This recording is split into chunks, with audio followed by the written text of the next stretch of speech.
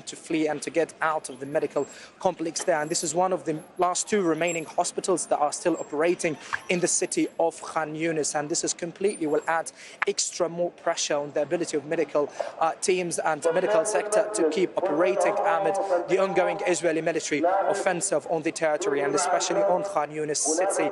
But till now, the Israeli forces are stationed inside the hospital as we are waiting for more development regarding they are going to stay or to remain inside, or at least to be evacuating the majority of evacuees there. And to know more about the medical conditions across Gaza Strip, we are joined right now by Mr.Adib Chouiki. He's the Vice President of a Rahma World Organization for Aid and Development. Thank you, Mr. Adib, for joining us right now on Al Jazeera. We'd like to know from you how the ongoing conflict on the ground hampers the ability of medical teams to be operating amid the ongoing horror that is taking place right now. Thank you so much for having me. Thanks to your audience. Frankly, this is our Rahma Worldwide. It's been operating here in Gaza since 2017, but definitely the situation now made our effort has to be more essential. That's why the situation is getting a little bit tough to be able to operate freely, to be able to move between hospitals. Rahma has been providing medical missions from the US, UK, Canada, and France. As a matter of fact, our first medical mission was on the 25th of December, which was the first medical mission of very high specialties doctors who came in with their tools, or surgeons, and they came in with their tools, with their drugs, with whatever they can do. It was tremendous. That's why we decided in Rahma Worldwide to be able to continue and rotate these missions. And one of them, we just last Monday, 21 of the surgeons came in. Originally, it was supposed to be at European and Nasser, but unfortunately, with the increased fighting, it became a little bit more hard for us to be able to spread the doctors between those. So some of them went down to Al-Aqsa, and the rest, they are at the European. So to go back to your question, definitely what's going on the ground now makes our job harder, but at the same time, we cannot give up because we all know the suffering of the people. Rahma Worldwide, the fact is the U.S. organization have good relation with all sides. That's why we jumped on board and we started providing these medical missions to Gaza. And what is the role of the international organizations and what they can do for Gazans amid the ongoing humanitarian crisis that they have been going through since the war began?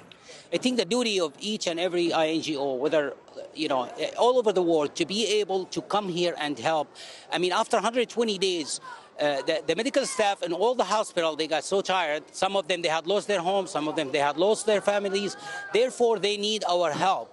That's when I say to all INGO, don't be afraid to come in Gaza. It's not safe 100%, obviously, but you will be able, with good coordination, to operate and help the medical staff here in Gaza Strip to be able to provide, especially in the southern part of Gaza. We're talking now, Rafah in particular, normally has 400,000 in population. Right now, 1.4. And we only have one operating hospital right now because Nasser Hospital, it's kind of hard not to get there. So European, we have Kuwaiti Hospital and those, but again, they need our help. Therefore, it's our duty, it's our work as a humanitarian people to be able to take the risk, come to Gaza Strip and try to help these people and try to help the medical staff to provide some help for the injured. And what must be done more in order to mitigate the already aggravating humanitarian crisis that is unfolding all areas in the territory? Of course, I mean, the first thing we can ask is a ceasefire. Ceasefire, whether temporary ceasefire, permanent ceasefire, all sides have to sit at the table. All wars normally end at the table. So it's time for both sides to sit and to be able to figure something out, because at the end, the civilians has been suffering from that. Therefore, I think that it's the time for us to call day and night for ceasefire, try to calm everything down. Then we can rebuild the health sector. We can rebuild all the sectors which been demolished. The whole we're talking about infrastructures in Gaza Strip. I've been in Gaza many times. This is my second time after the war. But frankly, what I've seen, it needs years to come. Therefore, the calling for ceasefire, calling to calm everybody down, and then we can restart, rebuild. We can start get people back on the same way how it was Gaza used to be, with a little bit more calm and quiet. Thank you so much, Mr. Adib, for your vulnerable time.